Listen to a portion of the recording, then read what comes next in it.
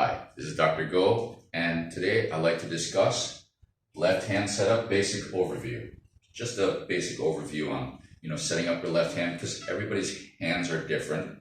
So the setup might be a little different from person to person. Now, I had a lot of questions on my video, Stopping the String, the Myth of Finger Pressure. And simply put, if your setup is not correct for you, it's going to be difficult for you to follow that video.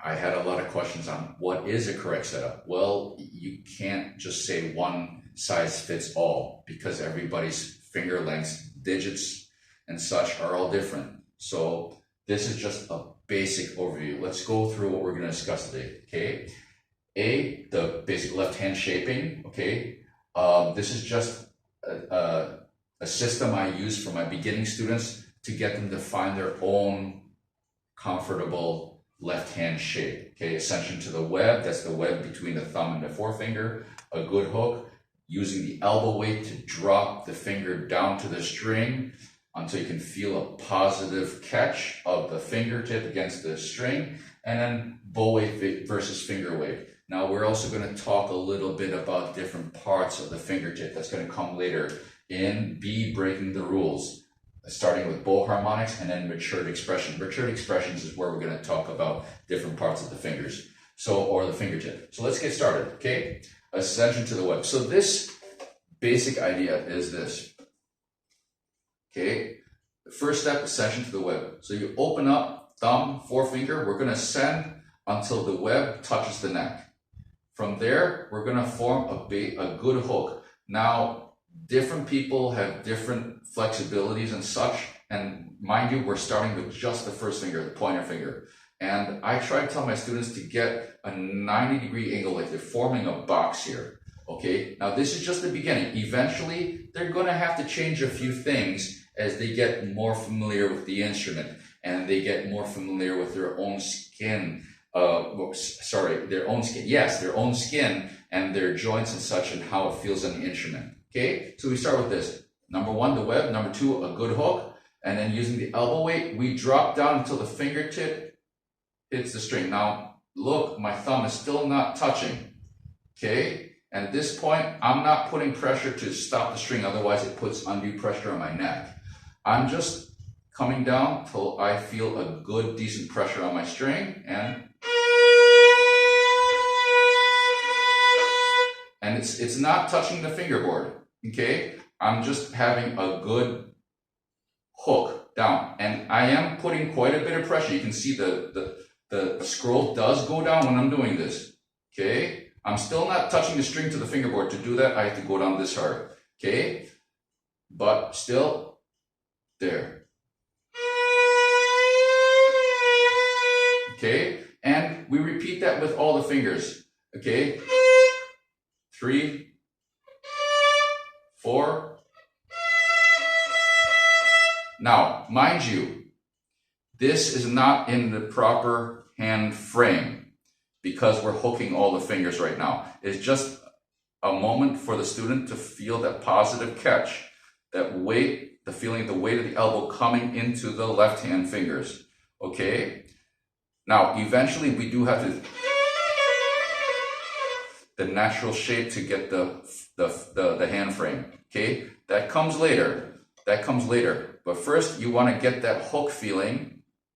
Okay, and one danger that some people will do is they start to use the outside edge of the pinky, so the pinky will start to curve in funny towards the forefinger. You want to avoid that. This should always be a vertical action. You should never have the elbow at a weird angle. Everything should be just with gravity, straight down. And this is, again, just to feel the pressure of the string versus gravity. Yeah. So just that feeling of the contact with the string. Okay. Once you have that, then it's time to apply the bow. Now, here's the thing. The lighter your touch on the string, the more weight you'll want to put into the bow. If I have a really light touch on the string, but I have a light touch on the bow, it's not going to sound.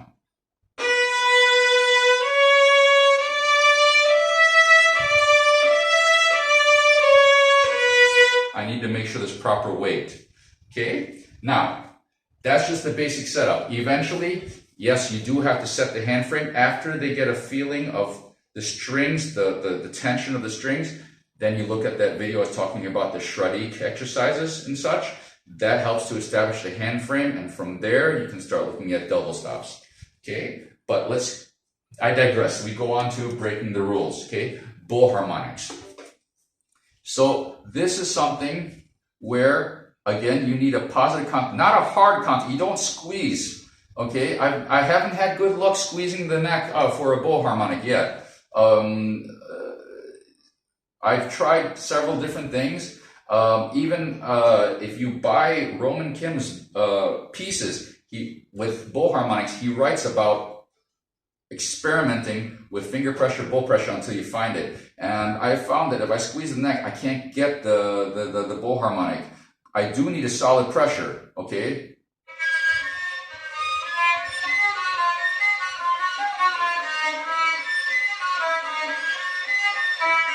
Okay, I sometimes don't get my first finger right. Okay, so this one, you need a positive contact with the finger, but not a squeeze. And the bow needs to be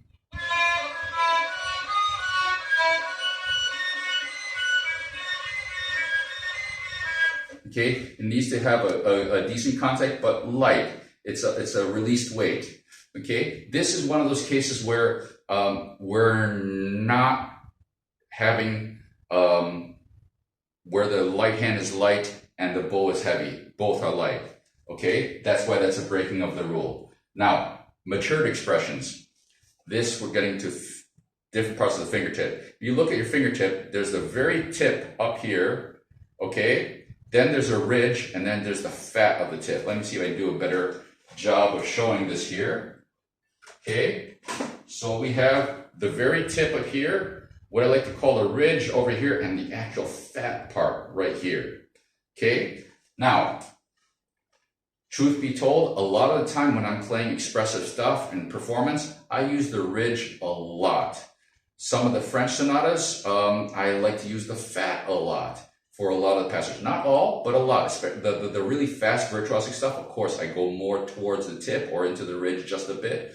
But, you know, the longer nose expressive ones, I'll experiment between the ridge and the fat a lot.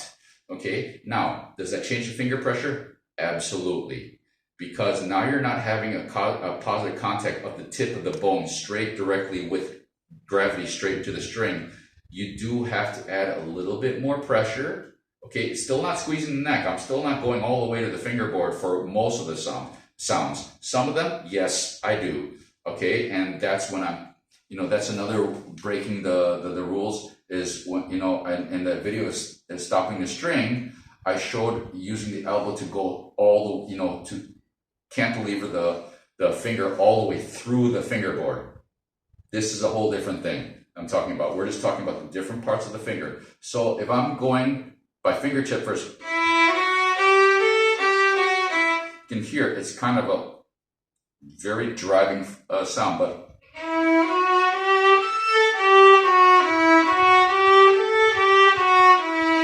it's a more feathery sound. Okay, that's, I did change the bow a little bit, but it's mostly a change of which part of the fingertip. And this is something, again, to experiment with. When they talk about playing in orchestras to make like the late Beethoven sound and such, this is, again, something you need to talk about. My late professor used to talk about popping the wrist a little bit to lighten the, you know, lighten the bow a little bit. This is also something to experiment. There are a lot of different things to experiment to find these different sounds. Highly encourage it. But don't forget, when you're experimenting with your bow, to also experiment with the different parts of your fingertips and see the effect. Okay? Now, if there's anything I'm saying that's contrary to what your teacher's telling you, please ignore me, listen to your teacher. But I hope those of you who are, you know, looking at this for, you know, some additional ideas, I hope you found something useful in this video. Okay? Thank you very much. And I wish all of you the best in this wonderful journey on this incredible instrument. Cheers.